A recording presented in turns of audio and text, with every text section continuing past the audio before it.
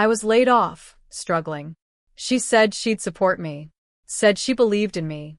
Then one night, I caught her laughing on a call. He has nothing left. It's actually sad. She didn't hang up when I walked in. Just stared. Well, she said. I left that night. But months later, when her company needed a new vendor, they didn't know I was the one behind. I 38 male was laid off last year. Worked in logistics for over a decade. I wasn't the guy chasing promotions or trying to impress people. I just did my job, did it well, and kept my head down. I liked the structure. I liked knowing what I had to do each day. I liked coming home tired, but knowing the bills were paid. Then everything changed. Corporate downsizing. They shut down our entire department. We got some cookie-cutter email from the CEO about streamlining operational efficiency, and 2 weeks later, I was jobless. I remember driving home that day with the box of stuff they let me pack up. A mug, some pens, a few manuals, and a framed photo of me and Melanie, 35F, from a company picnic. She was waiting at home, barefoot in the kitchen, making dinner like it was any other Tuesday. I told her. She paused for a second, then said, "Okay, we'll figure it out." Melanie worked in procurement for a mid-sized tech company based out of Durham. Solid salary, good benefits. She'd been there 5 years, and they loved her. She always acted like she was the rock in our relationship. The logical one. The planner. So when she said, "We'll figure it out," I believed her. I started looking for work right away. Sent out dozens of resumes. Got a few interviews, but it was brutal. Everyone wanted 10 years of experience plus 5 certifications I didn't have, all for a salary that wouldn't even cover rent in our apartment complex. After a few weeks of this, Melanie sat me down. "Maybe it's time you think about starting your own thing," she said. "You've always talked about working for yourself. You've got the brains for it." I had talked about it, in passing, years ago, but now it seemed like my only shot. So I registered an LLC. Britside Freight Solutions. Got a simple website built using one of those drag-and-drop editors. Reached out to everyone I'd ever worked with. Cold called. Cold emailed. Sent proposals to random companies I found online. Set up a tiny office in the guest room. Old desk, borrowed monitor, cheap printer from Walmart. Melanie told me she was proud of me. Said it was inspiring watching me bet on myself. I wanted to believe that. But there were signs. Small things at first. She started staying later at work. Said she had meetings. Then she started locking her phone, which she never used to do. When I asked why, she brushed me off. Said she was tired. Said I was overthinking things. And then one night, it all came crashing down. It was a Thursday. I remember because I'd just sent off a proposal I felt good about. I came out of the shower, towel around my waist, headed to the kitchen to grab a water. Her office door was cracked open. I heard her voice, laughing. Not just a normal laugh. A hard, mocking kind of laugh I'd never heard from her before. Then I heard what she said. "No, I'm serious. He has nothing left. It's actually sad to watch. He thinks this freight thing is going to take off. Like, what world is he living in?" I froze. She paused. Then I heard her voice again. Quieter. "I know. I feel bad for him." I walked into the room. Didn't say anything. Just stood there. She didn't flinch. She didn't hang up. She didn't even look surprised. She just turned to me, phone still in hand, and said, "Well, that was it." No epalegi. No explanation. Just well. I walked out of that house with a duffel bag and my laptop. Didn't yell. Didn't break anything. Just left. Moved in with my younger brother in Greensboro. He had a small house, tiny spare room, but he let me crash there rent-free. I owe him more than I can say. I threw myself into work. Rebuilt my business from scratch. Found one small manufacturer who needed help coordinating their regional shipping. Then another. Then another. Nothing big, but enough to pay my bills and keep growing. 6 months later, Melanie reached out. "I think we should talk," she said in a voicemail. I made a mistake. I never called back. A month after that, something crazy happened. Her company posted a public request for a proposal. They were looking to switch logistics providers for their Southeast vendors. I saw the RFP online through a contact I'd made at a networking event. It was a long shot, but I submitted anyway. Under Brightside Freight. Didn't put my name on the front page. Just the company name, a sharp proposal, and the best rates they were going to get. 3 weeks later, I got the email. I was awarded the contract. They didn't know I was behind Brightside, but they would. The day of the kickoff meeting, I walked into that boardroom in Durham with my partner, Joe, a warehouse guy from Charlotte I'd teamed up with, and introduced myself. Melanie was there, sitting at the end of the table. She looked up and saw me, and froze. Her boss shook my hand. We're excited to work with Brightside. Great numbers. Clean operation. Melanie didn't say a word. Not during the meeting. Not after. That night, she called me 3 times. I didn't answer. She texted. You didn't tell me it was your company. I responded. You didn't ask. Then I blocked her. For the next 6 months, I worked that contract to perfection. No missed deliveries. No delays. I made their supply chain smoother than it had ever been. Even her boss emailed me directly to say how impressed he was. Then one day, I canceled the contract. Gave them 30 days notice, as per the agreement. Her boss called me, confused. Said they were happy with the service. Wanted to know why I was backing out. I told him I had other priorities. I didn't elaborate, but I made sure to send the final invoice directly to Melanie's desk. Attached was a short note. Nothing left, huh? After I ended the contract, I thought that would be it. A clean break. A final middle finger. Closure. But a week later, I got a certified letter in the mail. From her company's legal department. They were claiming a breach of contract. Saying I violated non-compete clauses and caused operational risk by leaving without a recommended 60-day transition, even though our agreement clearly said 30. They were bluffing. But it didn't feel like it at first. I spent 3 days sick to my stomach, pacing my small office, rereading every line of that contract. I had done everything by the book. Still, they had lawyers. I didn't. So I called a contact, Eli, an attorney I'd met through Joe. A pit bull in a suit. I sent him the letter. He called me 20 minutes later. They're full of it, he said. They're hoping you cave. You won. They're just embarrassed. But I wasn't fully convinced. Because later that week, I found out the company had blackballed me. 2 other businesses I'd been in talks with suddenly ghosted me.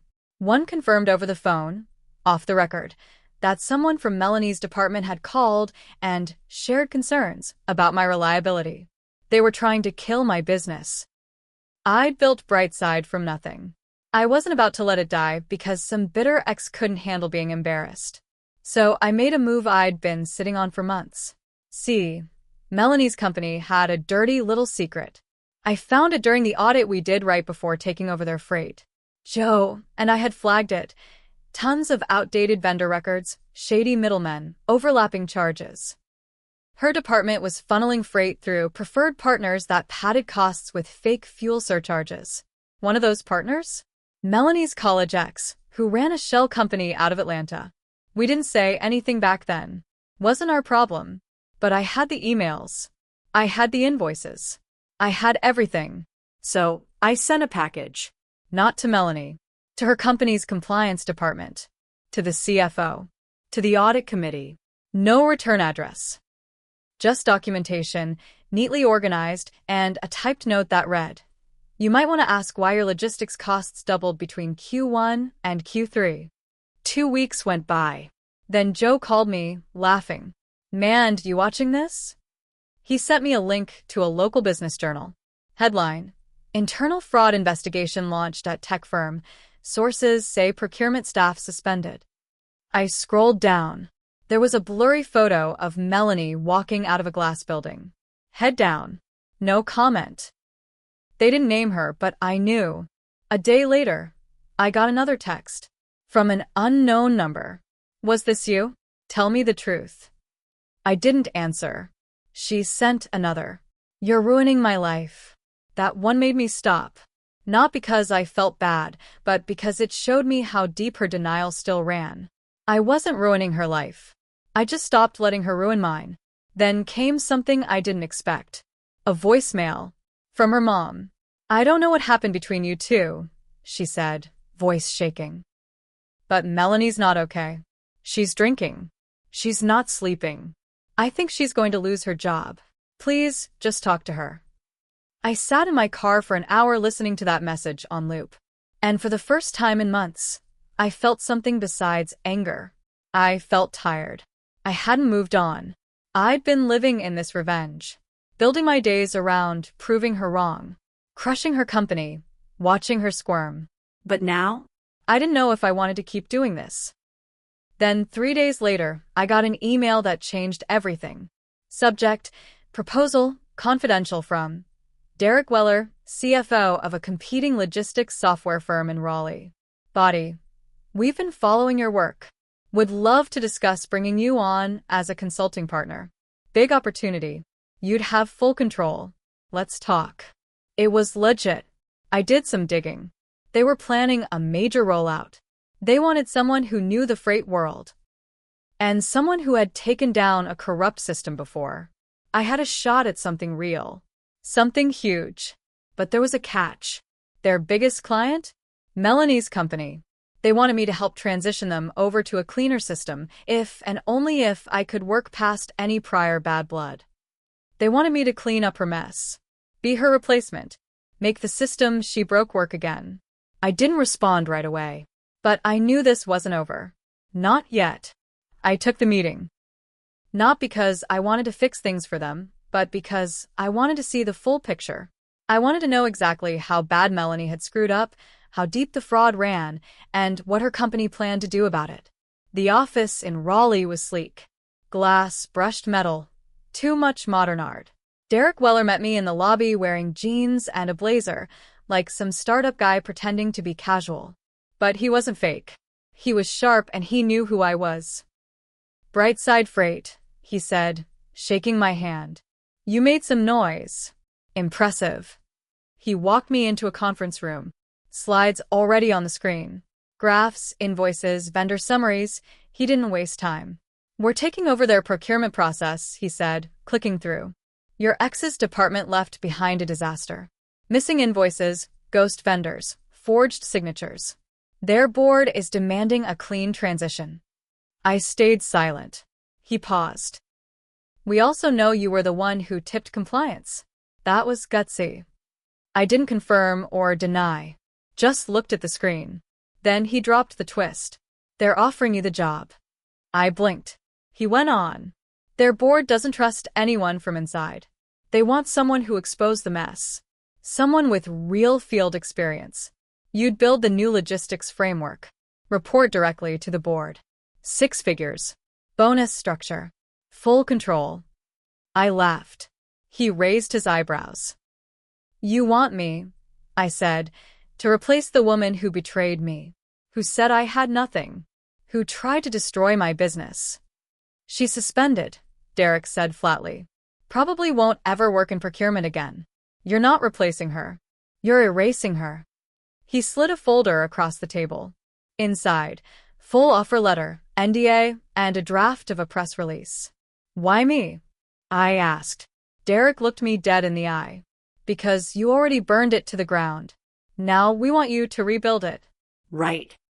I took the folder home. Didn't sign it. Not yet. That night, I got a text from a number I didn't recognize. "Don't do this. Please." I lost everything. Then another. "I was wrong. I know that now. I was cruel. I was scared. I thought I'd have to carry you." I panicked. I knew it was her. I didn't reply. But I didn't sleep either.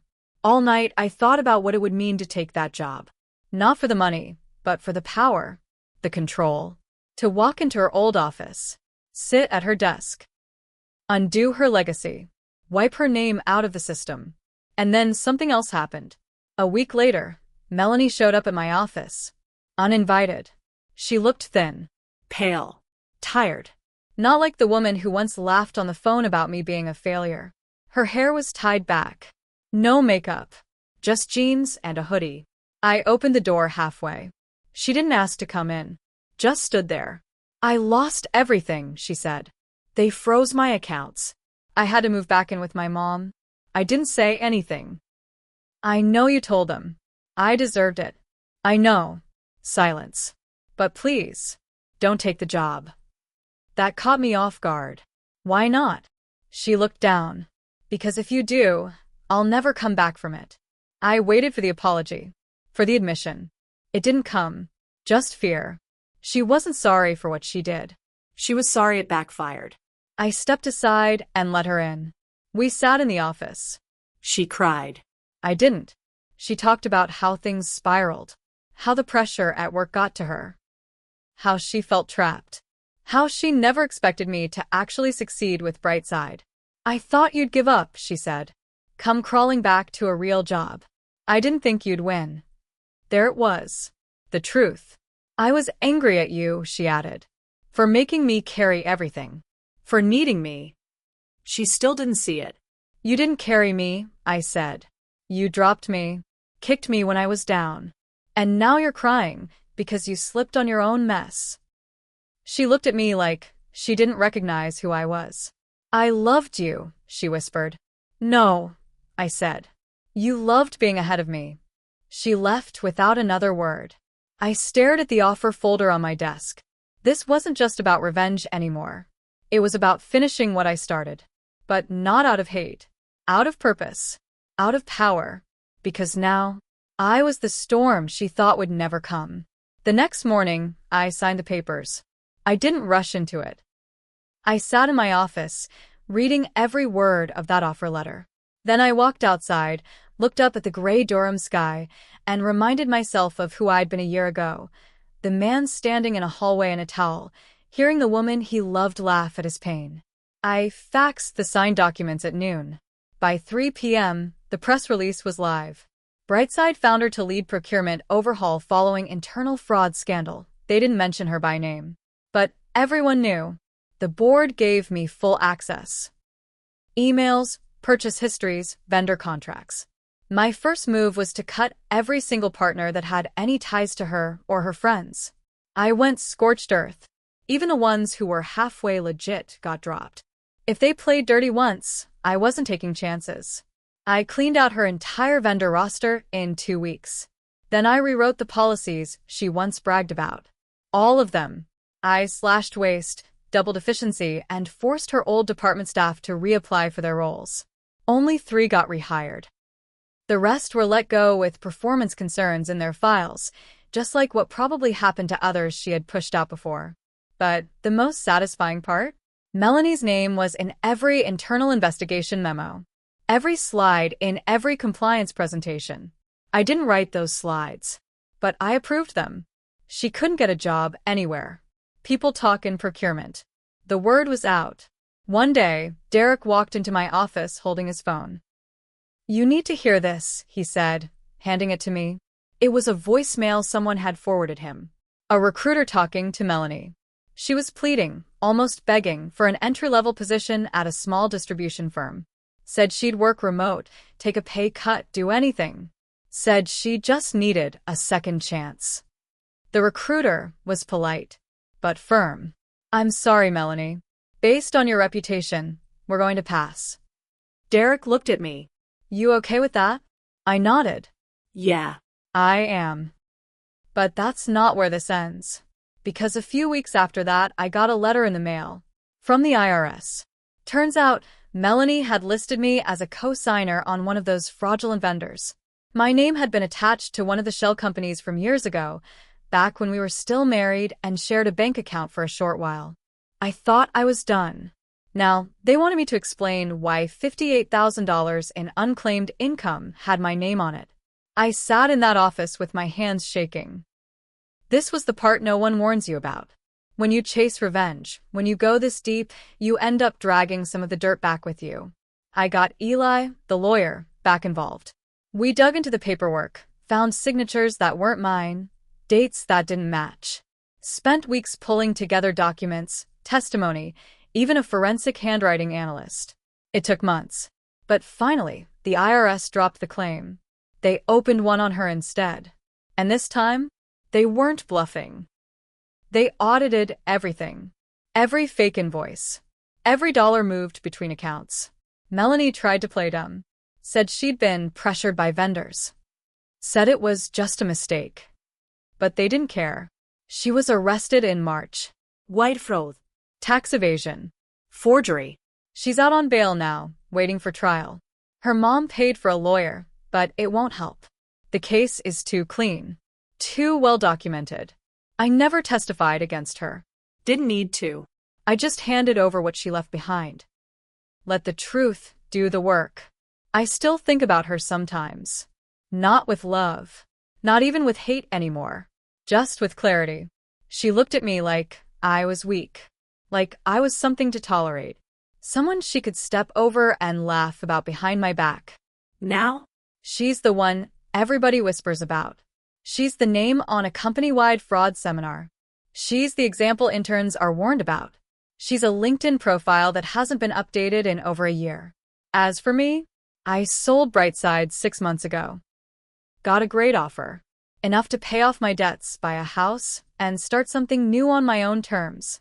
No partners. No strings. Just me. Sometimes people ask me if I regret anything. If I'd do it all over again. Here's what I tell them. I didn't burn the bridge. She did. I just made sure she couldn't swim once it collapsed.